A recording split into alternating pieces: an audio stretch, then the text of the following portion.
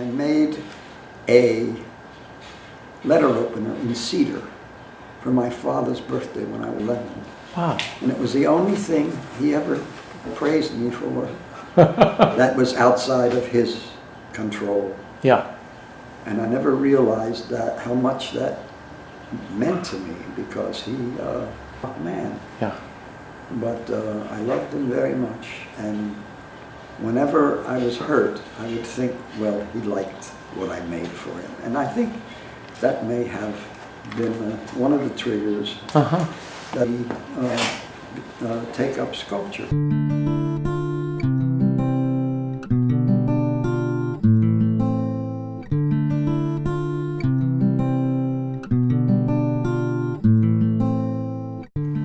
I was mostly fed by painters over the years because they were accessible, but the images seemed to be 3D to me, all of them, and I loved them very much.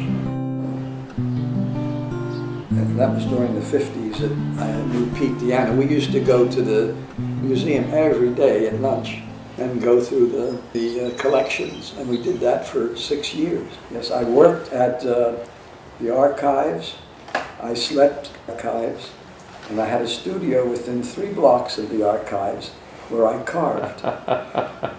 And I was a GS5, and it was very low paid. But Leslie Burden, who was a sculptor, she was my student and Bill's student. And she rented this place because she had all the money. She was very rich. And this place cost $15 a month. John B. Flanagan, that was the most important man in terms of carving, because it was all authentic carving. It came out of you and it came out of the stone. It was a kind of almost mystical or religious feeling between you and the material. And it was very solid material, very solid feeling there. And up through 1920, direct carving was like a discovery, and the artists considered any link to that okay, and any link that's not there not okay, because they were wiping away using a machine to measure from plaster to stone and then have stone cutters carve it out. This was a relationship, between the artist and the material. And I think to say, and we found a parallel and corollary in the stone with what you were feeling. And those of us who didn't want to go completely abstract didn't believe you could completely abstract. Like Martin Buber had said, nothing can come from nothing. Something has to come from something. And in my experience, that's true.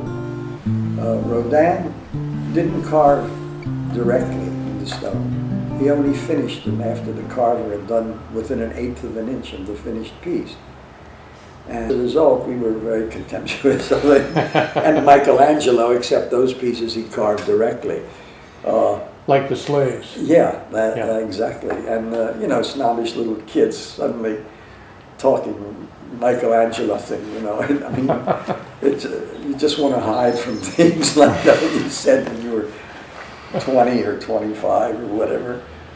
It's pretty much passé. It's gone. It started to go maybe around 1920, 25. People didn't want to spend that much time. Well, they could express themselves with construction and celebrating American engineering, things like that. Wood is more flexible, and if you have an idea about something and it begins to take shape in stone, it's harder to change. It sort of begins and goes to a completion, whereas wood hangs on. This is 3 years of carving. It's very different, and it turned out to be a little more surrealistic than I wanted, but that's what it became, and that's okay. All the granites are hard. Some of them flatten out your tools. At that time, I didn't have any carbide tip tools. I depended on temper and the little blacksmiths in Washington who could handle. tools like that. The men who worked on the streetcar tracks were dying off. Right. And they were gone, so was the skill. And couldn't carve any more grand. Got a hold of those carbide tip tools. And except for one tool that belonged to Jose de Kreft that he gave to Bill Taylor, who gave it to me. Was it a chisel? A small flat chisel. I carved all night and would sleep when I could. Yes. But I had friends, archives, a wonderful girl out of the convent who would wake me up when they came looking for me. And I was able to, rest. And the rewards for being an artist is that quietness that you've touched people or given them something and happy or solace, they've listened.